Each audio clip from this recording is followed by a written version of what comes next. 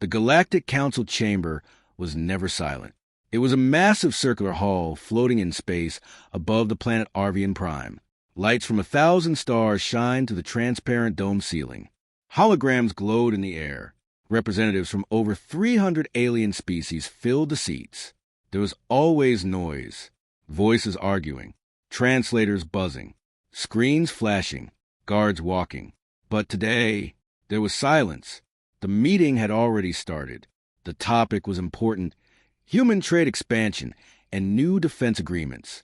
The humans were late. That was unusual.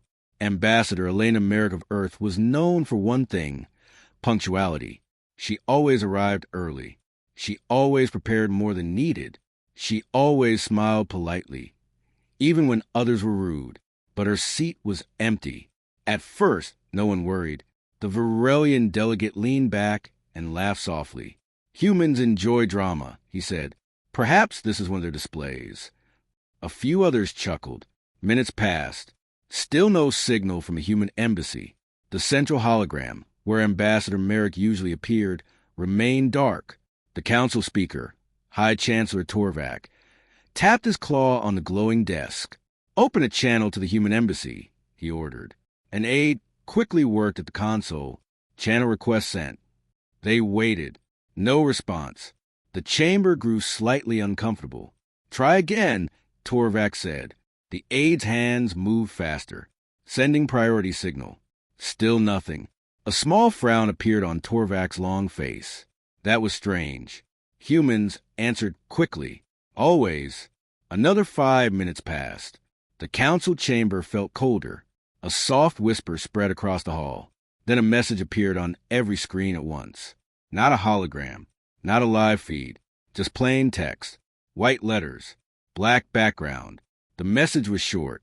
The United Earth government has suspended all diplomatic relations with the Galactic Council, effective immediately. The chamber froze. Some delegates blinked, thinking it was a mistake. Torvak stood slowly. "Clarify this message," he demanded. The aide's voice trembled slightly. "It is authentic. It carries full Earth authorization codes." Another line of text appeared. "All human ambassadors are returning home. All joint programs are paused. Further contact is unnecessary." Unnecessary. The word echoed in the minds of every being present. Unnecessary? For 200 years, humans have been central to galactic politics. They negotiated peace between ancient enemies. They stopped trade wars. They rebuilt destroyed systems. They were necessary, weren't they? "Contact human space stations," Torvak ordered sharply. The aide's fingers moved quickly. His expression changed. "Human embassies across council space have powered down." "What do you mean, powered down?" Torvak asked. "Lights off. Staff gone. Defense systems active. Automated messages only." A heavy silence returned. Reports began flooding in from across the galaxy. Human cargo ships were turning around mid-route. Joint military exercises were canceled without notice. Human advisors had left council fleets during the night. Everywhere. All at once. No warning. No protest. No final speech. Just silence. The Varelian delegate was no longer laughing. "This is a political tactic," he said, though his voice lacked confidence. "They want attention." But Torvak felt something deeper. Humans did not play games. They did not threaten without reason. If they were silent, it meant something serious. Another message arrived, this time from the Council's Outer Border Patrol. Human border fleets are repositioning. The officer reported through hologram. They are pulling back to their own territory. "Preparing for attack?" someone whispered. The officer shook his head. "No, defensive formation only." That made it worse. If humans wanted war, the galaxy knew how to respond. But defense? Withdrawal? That was different. That meant separation. Torvak's mind raced. 3 cycles ago, the Council had voted against lowering trade taxes for human goods. 2 cycles ago, they dismissed human warnings about pirate activity near the Outer Rim. Last cycle, a minor senator accused humans of expanding influence too aggressively. Small issues, normal politics. Nothing worth ending diplomacy over, right? Suddenly, an emergency alert rang through the chamber. A junior analyst appeared on screen, breathing fast. "High Chancellor, we are detecting something else." "What now?" Torvak demanded. "All long-range communication beacons connected to Earth have been shut down." The chamber gasped. That was not political drama. That was isolation. Human space was going dark. "Are they mobilizing fleets?" Torvak asked quietly. "No, Chancellor," the analyst replied. "They are fortifying borders. Internal defense only." So they were not preparing to invade.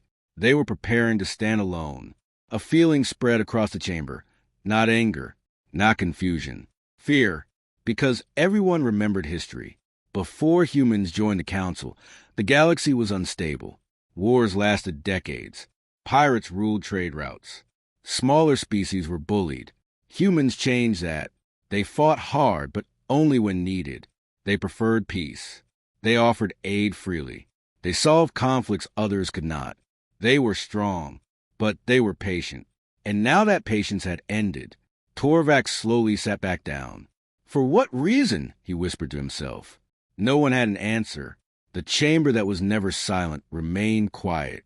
No debates, no shouting, only the low hum of machines. Across the galaxy, citizens began asking questions. Why are the humans leaving? What happened? Are we safe? And on Earth, deep beneath mountains and oceans, human leaders watched the council feed in silence. No anger on their faces. No panic. Only calm determination. One advisor spoke softly. "Phase 1 complete." The president of Earth nodded once. "They will understand soon," she said. Back in the council chamber, High Chancellor Torvak stared at the dark human seat. For the first time in his long political career, he felt powerless, because the most dangerous enemy was not one who shouted. It was one who stopped speaking, and humanity had gone completely silent. The silence did not end the next day, or the next week. Human space remained closed. No trade ships crossed their borders. No ambassadors returned. No military messages were answered. The Galactic Council chamber was no longer loud and proud. It was tense. High Chancellor Torvak ordered a full review of the past 5 cycles of political decisions. "Find the cause," he said. "Humans do nothing without reason." Teams of analysts worked day and night. They searched trade records, security reports, voting histories, private communications. At first, nothing looked serious, but small things began to connect. 5 cycles ago, humans proposed a joint anti-piracy task force.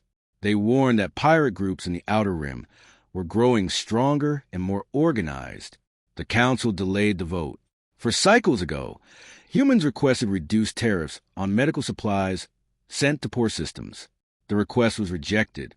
3 cycles ago, a minor council member from the Threx Dominion publicly said, "Humans act like guardians of the galaxy. Perhaps they enjoy feeling superior." Many delegates laughed. The human ambassador did not. She simply wrote something on her datapad. 2 cycles ago, humans asked for equal voting weight in military decisions. Their fleets made up almost 40% of the Council's combined defense strength. The motion failed by 6 votes. 1 cycle ago, the Council approved new regulations limiting independent fleet movement inside shared space. Those rules directly restricted human patrol routes. At the time, it seemed like politics. Now it looked different. Torvak read the reports carefully. His long fingers trembled slightly. "We dismiss their warnings," he said quietly. A virulent advisor nodded. "We assumed they would adjust. They always adjust." That was true. For 200 years, humans adjusted. They adapted to alien cultures. They accepted insults with calm smiles. They gave more than they received. They sent food to starving worlds. They rebuilt planets destroyed by war. They fought in battles that were not even their own. And they asked for little in return. Respect, trust, partnership. Instead, slowly and quietly, the Council began treating them as tools. Strong tools, useful tools, but still tools. Another report arrived from intelligence services. Human internal communications show long-term dissatisfaction. the officer said.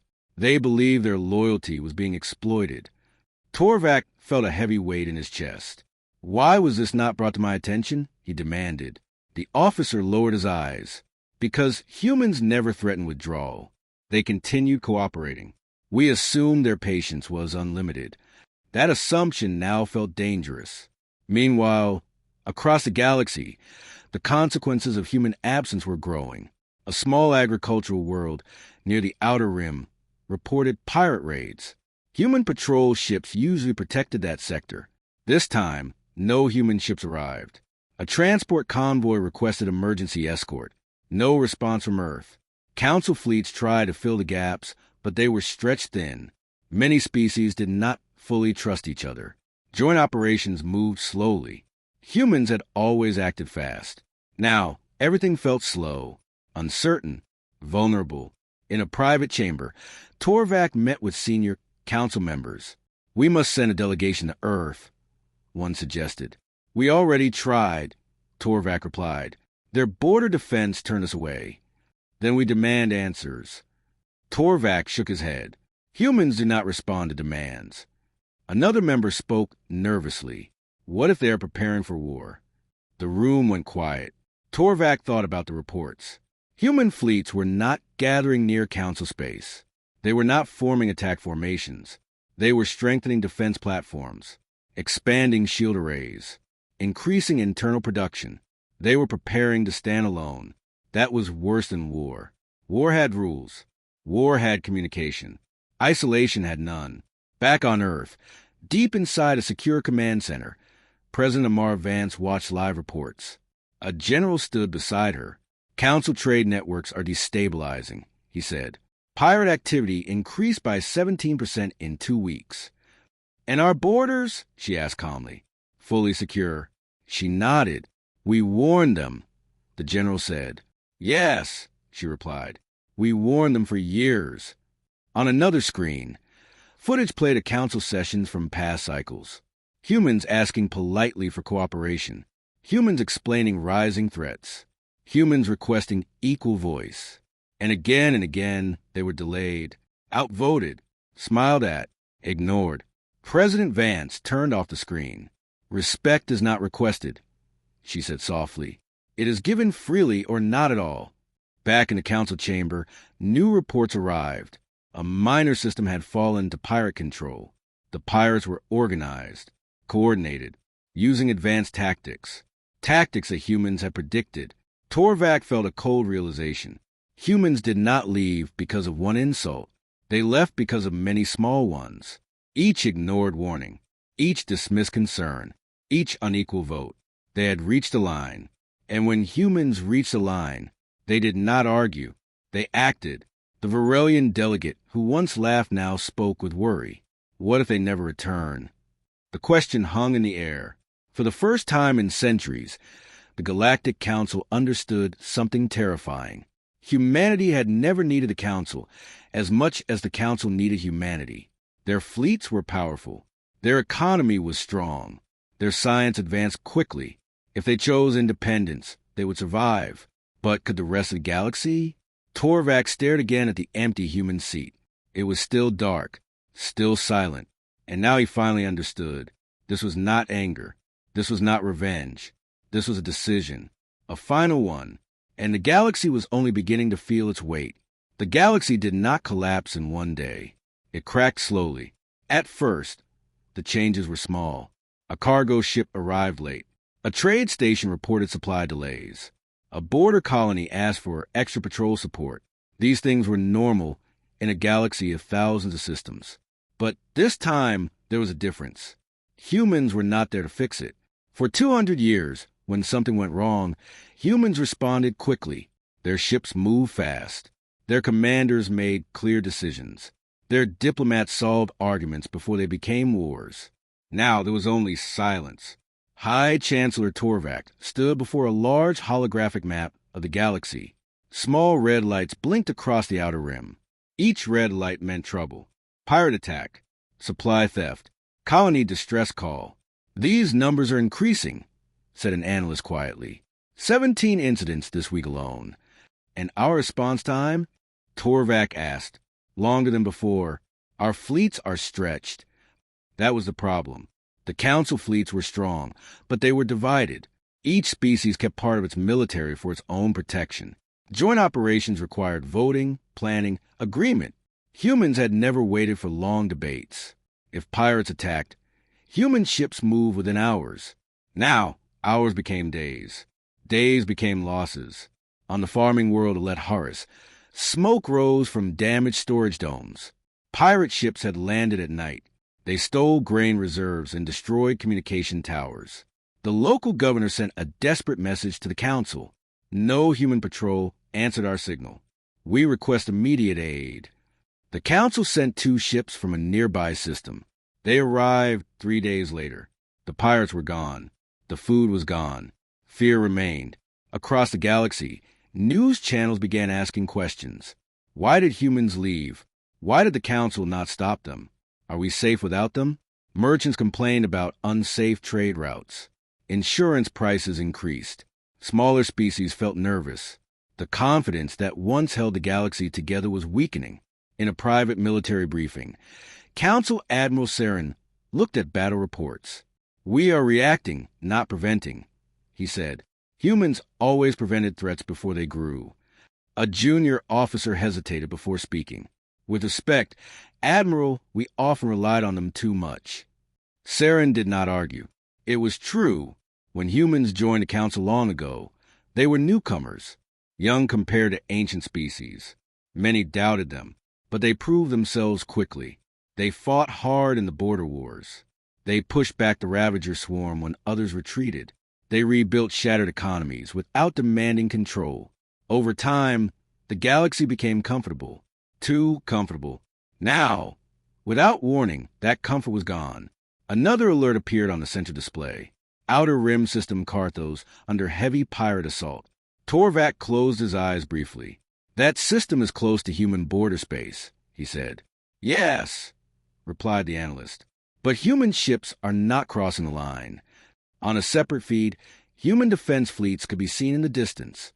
They were positioned along their own border, watching, not interfering. The message was clear. They would defend themselves. Nothing more. On Earth, military commanders monitored the same pirate movements. General Riyad Patel stood before a tactical screen. Pirate fleet size has doubled in 3 weeks, she said. They are taking advantage of instability. Do they threaten human systems? President Vance asked. Not yet. President Vance folded her hands calmly. Then we observe. Some officers shifted uncomfortably. Watching allies suffer felt wrong. But the president remained steady. We warned the council, she said. For years, they chose not to listen. Back in the Galactic Council chamber, arguments began to rise. We must restore diplomacy immediately, shouted one delegate. We should offer concessions, said another. And show weakness? A third responded. Torvak raised his voice. This is not about pride. It is about survival. Silence followed. A new report interrupted them. A council military convoy had been ambushed. 3 ships destroyed. 1 captured. The pirates were organized, coordinated, using strategies that avoided council patrol routes perfectly, almost as if they understood council weaknesses. They are studying us, Admiral Saren said grimly. Or maybe someone had already studied them. Long ago, humans had mapped pirate behavior patterns, predicted movement cycles, suggested new defense grids. Those proposals were delayed in committees. Now the pirates were using those same unprotected routes. Torvak felt something he had not felt in decades. Regret. The galaxy had believed humans would always stay, always fix problems, always forgive political disrespect. But humans were not servants. They were partners. And partners could walk away. Another system reported food shortages. A medical convoy requested escort, but no ships were available. Smaller species began forming local defense pacts, acting independently of the council. The unity of the galaxy was beginning to crack. And through it all, human space remained stable, secure, quiet. Trade within human colonies increased. Internal production expanded. Defense networks strengthened. They were adapting, thriving, alone. One evening, Torvak stood alone in the council chamber after a long session. He stared at the empty human seat again. He remembered Ambassador Elena Merrick's calm voice. "Cooperation is strength," she once said. The council had agreed, but they did not truly believe it. Now the cost of that belief was visible across the stars. An aide entered quietly. "Chancellor, another system has fallen under pirate control." Torvak did not react immediately. He simply looked at the star map. More red lights were appearing. The first cracks in galactic stability were no longer small. They were spreading, and somewhere beyond council space, humanity watched in silence, not with anger, not with revenge, but with cold understanding. The galaxy was learning a hard lesson. Peace was not automatic. Safety was not guaranteed. And the strongest ally they ever had chosen to step away. The cracks were growing wider, and no one knew how long the structure would hold. The cracks were no longer small. They were spreading across the galaxy like fractures in glass. 3 more outer systems reported pirate control within a single week. Trade routes near the mid-rim were declared unsafe. Insurance companies refused to cover cargo shipments without heavy escort. Prices of food and fuel began to rise. Fear spread faster than any fleet. In the Galactic Council chamber, the atmosphere was no longer calm or controlled. It was desperate. High Chancellor Torvak stood before the star map again. Red zones now covered entire sectors. "We are losing control," Admiral Saren said openly. "If this continues, outer colonies would declare independence for protection." Some already had. Smaller species were forming private alliances. Old rivalries were returning. Trust between member worlds was weakening. And still, human space remained stable. Clean, secure, untouched by chaos. That fact made everything worse. "They planned for this," whispered a Threx delegate. Torvak looked sharply at him. "Humans are not causing this." "No," the delegate replied nervously. "But they knew it would happen." That was true. Years ago, human analysts predicted that pirate forces were not random criminals. They were building an organized empire. They were testing weaknesses in council response times. Humans suggested unified rapid response fleets. The vote was delayed. Humans recommended stronger outer defenses. The proposal was sent to committee. Humans warned that political division would weaken security. Many delegates smiled politely. Now the pirates were stronger than ever, and the council fleets were reacting too slowly. An emergency transmission interrupted the session. System Velarin, population 8 billion, under heavy assault. Live footage filled the chamber. Large pirate warships, dark and armored, firing on orbital stations. Council defense ships try and hold formation. Explosions lighting up space. "Send reinforcements." Torvak ordered immediately. "We have none close enough," Admiral Saren replied. "Nearest fleet arrival in 40 hours. 40 hours was too late. Velarin would fall. The chamber was silent, except for the sound of distant battle coming through speakers. One delegate whispered, "If humans were here." No one finished the sentence, because everyone knew the answer. If humans were here, response time would have been hours, not days. Human fleets trained constantly for rapid deployment. They acted without waiting for political approval. They trusted their commanders. The Council did not. On Earth, the attack on Velarin was being monitored carefully. General Patel stood beside President Vance once again. "Velarin is requesting direct human assistance," the general said. President Vance did not answer immediately. The message from Velarin appeared on screen. "Humanity, we fought beside you in the border wars. We ask for your help now." The room was quiet. Many officers looked toward the president, waiting for an order. After a long moment, she spoke. "Is Velarin inside human treaty space?" "No, Madam President." "Does the pirate fleet pose an immediate threat to Earth or its colonies?" "Not at this time." She nodded slowly. "Then we maintain our position." Some officers felt heavy in their hearts, but no one argued. This was not cruelty. This was consequence. Back in council space, Velarin's orbital defenses collapsed. Pirate flags rose above the main station. 8 billion lives now under hostile control. The news spread across the galaxy within hours. Confidence in the Council shattered. Markets crashed. Refugee ships fled toward safer regions, often toward human borders. But human defense ships turned them away gently. Human territory is closed. Please seek assistance from your governing authority. Not aggressive, not violent, just firm. For the first time in modern galactic history, the Council looked weak. Torvak called an emergency private meeting of senior leaders. "We must admit our failure," he said quietly. Silence answered him. "We relied too heavily on human strength. We ignored their concerns. And when they asked for equal voice, we denied them." A Virelian elder sighed deeply. "We believed they would always stay, that their patience was endless." Torvak shook his head. "No species has endless patience." Another delegate spoke with fear in his voice.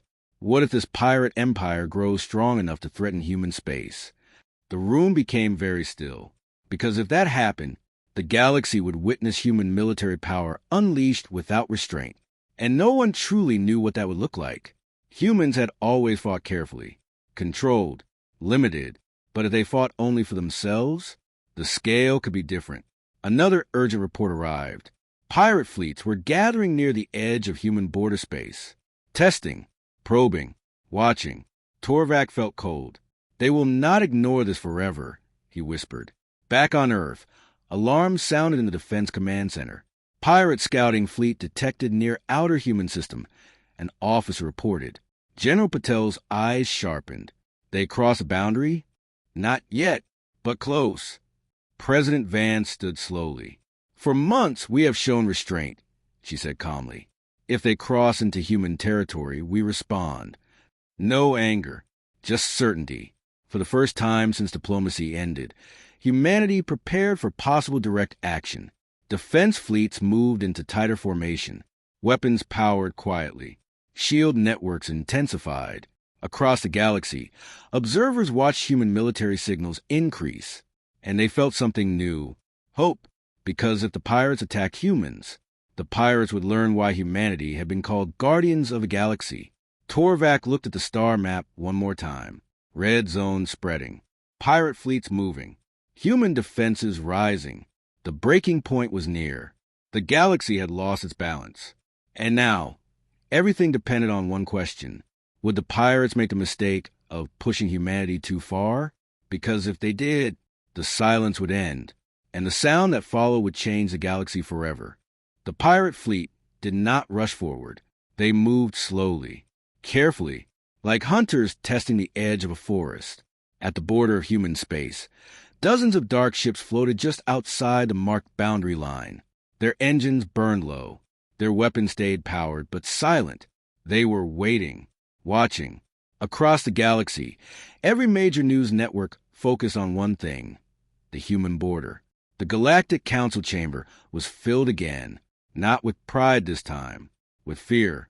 High Chancellor Torvak stared at the live tactical feed. "If they cross," Admiral Saren said quietly, "humanity will respond." "And if they do not?" asked a nervous delegate. No one answered, because that question was worse. If the pirates attacked the rest of the galaxy but avoided human space, then humanity might never act, and the Council would stand alone. On Earth, inside the deep orbital command station above Luna, General Patel stood in front of a large tactical display. Red shapes marked pirate ships. Blue shapes marked human defense fleets. The blue line was solid, unbroken. "Pirate fleet count?" she asked. 72 confirmed warships. More signatures behind them. An officer replied. President Vance entered the room. "Are they communicating?" she asked. "Yes." Encrypted signals between their ships. "No message to us." President Vance looked at the borderline on the display. "They want to see if we still mean what we say," she said. "Weeks ago, humanity sent a clear broadcast across known space. Human territory is sovereign. Any unauthorized entry will be considered hostile. It was simple, direct, no threats, just truth. Now the pirates were testing that truth. Hours passed. Then, without warning, 3 pirate frigates drifted forward. Slowly, deliberately, they crossed a line. For a brief second, Nothing happened. Across the galaxy, billions held their breath. Inside the human command center, alarm sounded. Border violation confirmed.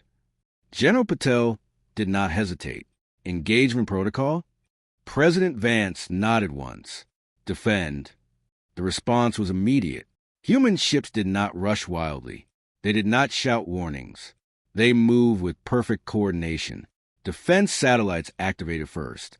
Beams of bright energy cut through space. The 3 pirate frigates exploded in silent flashes. No long battle. No dramatic chase. Just precise destruction. The remaining pirate fleet reacted instantly. They opened fire, and the real battle began. Human cruisers surged forward in tight formation. Their shields flared bright gold. Missile swarms launched in control waves. Electronic warfare systems jammed pirate communications. Within minutes, pirate coordination broke. They were strong, but humans were prepared. For years, back in the council chamber, the battle feed played across every screen. Delegates watched in shock. Human ships moved like a single organism. No confusion, no hesitation. When a pirate battleship tried to flank, 2 human destroyers intercepted it perfectly. When pirate bombers rushed forward, hidden defense platforms rose from behind asteroids and eliminated them. Admiral Saren whispered, "This is not a defense fleet. This is a wall." He was right. Humanity was not attacking wildly. They were holding a line, and nothing was passing it. Within 40 minutes, the pirate fleet began to retreat. Human ships did not chase beyond the border. They stopped exactly at the line. They let the surviving pirate ships escape into open space. The message was clear. This far, no further. Silence returned to the battlefield. Debris drifted across the border zone. Human losses were minimal. Pirate losses were severe. Across the galaxy, something changed. Fear of the pirates decreased. Fear of humanity increased. Because now everyone saw what humans could do when they fought only for themselves. Back in the council chamber, no one spoke for a long time. Finally, Torvak stood. "They did not ask for permission," he said quietly. "No." Admiral Saren agreed. "They did not need to." A new transmission arrived from Human Command. It was not sent to the council directly. It was broadcast publicly. President Vance appeared on every major network. Her voice was calm. "Humanity has defended its sovereign territory. We will not pursue conflict beyond our borders. We remain committed to peace within our space." That was all she said. No offer of help. No anger. Just boundaries. On pirate-controlled worlds, fear began to spread. Their fleet had been crushed easily. If humans ever decided to move beyond their borders, there would be nothing to stop them. Torvak understood something important in that moment. Humanity was not weak without the Council. Humanity was stronger, focused, unified. Meanwhile, reports came in that pirate forces were pulling back from several capture systems, not because the Council pushed them, but because they feared human expansion. The pirates now understood the truth. The galaxy without human protection was unstable, but the pirates without human restraint were vulnerable. Back on Earth, General Patel reviewed damage reports. Border secure. No further violations, she confirmed. President Vance looked at the stars through the large observation window. "They wanted to see if we were serious," she said softly. "And now?" the general asked. "Now they know." Far away, in the damaged council chamber, Torvak made a decision. "We must go to them again," he said. "Human borders are closed." A delegate reminded him. "Then we wait at the line," Torvak replied. "And we admit our mistake." The galaxy had seen power, but now it needed wisdom, because one truth was clear. Humanity did not need the Council to survive, but the Council could not survive without humanity. The line in the dark had been drawn, and everyone now understood where it stood. The battle at the human border changed everything. The pirates did not return, not to that line. Scouts reported that pirate fleets were pulling back deeper into Outer Rim territory. Some captured systems were abandoned. Others were left with small occupation forces. The pirate leaders had seen enough. Humanity was not weak. Humanity was restrained. And restraint was far more dangerous But even after the victory, human space remained closed. Trade lanes did not reopen. Diplomats did not return. The silence continued. Inside the Galactic Council chamber, the mood was no longer panic. It was acceptance. High Chancellor Torvak stood before the Assembly one final time before a historic vote. For 2 centuries, he began, we believed humanity would always stand beside us. We believed their patience had no limit. We believed their strength would always protect us. He paused. We were wrong. No one argued. The evidence was across the stars. Velarin was still under pirate control. Outer colonies were struggling. Trade networks were fragile. And human systems were stable. Safe. Strong. We must decide, Torvak continued. Do we attempt to rebuild what we had? Or do we continue alone and risk collapse? A Threx delegate, once critical of humans, stood slowly. We rebuild, he said quietly, but not as before. Murmurs spread through the chamber. Torvak nodded. Agreed, not as before. Over the next hours, proposals were drafted. Unfair trade tariffs on human goods removed. Military voting weight adjustments. Equal representation granted. Rapid Response Defense Authority granted to independent fleet commanders, including humans. Public acknowledgement of past political disrespect. To be issued officially. This was not a small apology. This was structural change. For the first time, the Council was not asking humans to return under old rules. They were offering partnership. When the vote was called, it was nearly unanimous. The message was prepared carefully, not demanding, not desperate, honest. A single diplomatic vessel was sent to the edge of human space. It stopped exactly at the borderline. It did not cross. It waited. Days passed. Human patrol ships observed from a distance but did not approach. Inside the small diplomatic vessel, Chancellor Torvak sat alone in the central chamber.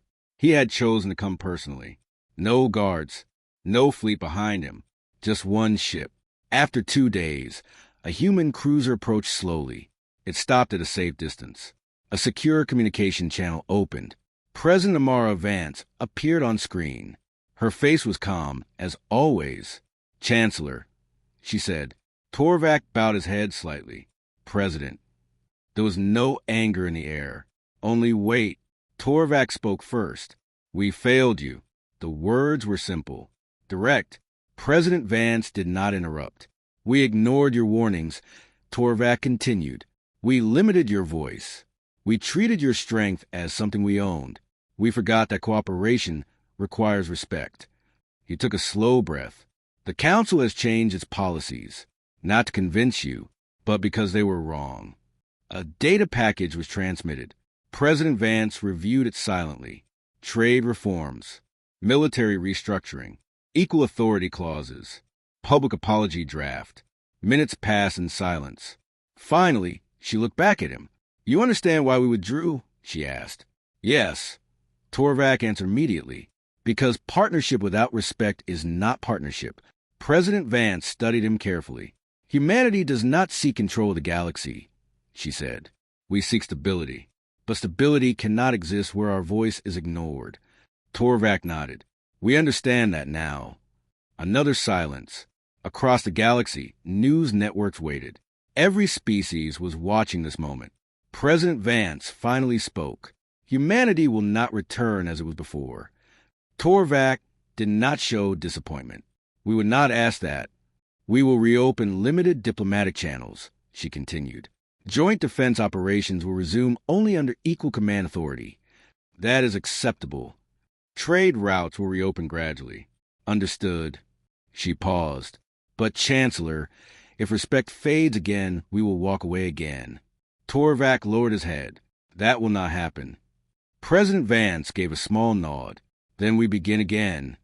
The communication ended. But something had changed, not just politically, emotionally. For the first time, the Galactic Council understood the value of humanity. Not just as soldiers, not just as diplomats, but as equals. Weeks later, human ships began escorting trade convoys once more. Joint patrols returned to dangerous sectors. Valoran was liberated in a coordinated operation between human and council fleets. Equal command, shared strategy. The pirate empire began to crumble under united pressure. But this time, the galaxy moved carefully, respectfully. No species mocked human caution. No one dismissed their warnings. The silence had taught them all a lesson. In the council chamber, the human seat was no longer dark. Ambassador Elena Merrick returned quietly. When she entered, no one laughed. No one made jokes. The chamber stood in respect. Not because humans demanded it, but because they earned it. And this time, the respect was real, far above the stars. Humanity watched the galaxy carefully, not as guardians, not as rulers, but as partners, strong, independent, and fully prepared to walk away again if necessary. Because the galaxy had learned one truth it would never forget. Humanity's greatest power was not its fleets, not its weapons, not its strategy. It was its choice. And when humans chose silence, the entire galaxy listened.